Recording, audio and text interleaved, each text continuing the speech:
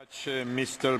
President, co-president of the Europe of Freedom and Democracy, Nigel Farage. The floor is yours. Well, here we are, on the edge of a financial and social disaster, and in the room today we have the four men who were supposed to be responsible.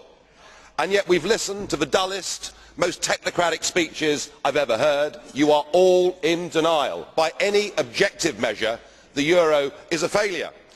And who is actually responsible? Who's in charge out of you lot? Well, of course, the answer is none of you, because none of you have been elected. None of you actually have any democratic legitimacy for the roles that you currently hold within this crisis. And into this vacuum, albeit reluctantly, has stepped Angela Merkel. And we are now living in a German-dominated Europe. Something that the European project was actually supposed to stop. Something that those that went before us actually paid a heavy price in blood to prevent. I don't want to live in a German-dominated Europe, and nor do the citizens of Europe. But you guys have played a role, because when Mr Papandreou got up and used the word referendum, or Mr Rehn, you described it as a breach of confidence, and your friends here got together like a pack of hyenas, rounded on Papandreou, had him removed and replaced by a puppet government. What an absolutely disgusting spectacle that was. And not satisfied with that, you decided that Berlusconi had to go.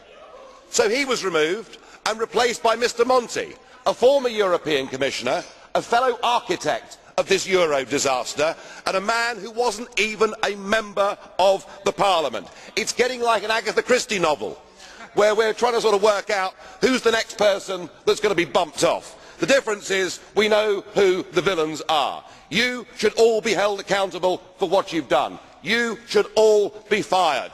And I have to say, Mr Van Rompuy, 18 months ago when we first met, I was wrong about you.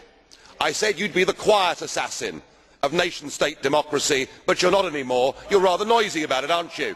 You, an unelected man, went to Italy and said this is not the time for elections, but the time for actions.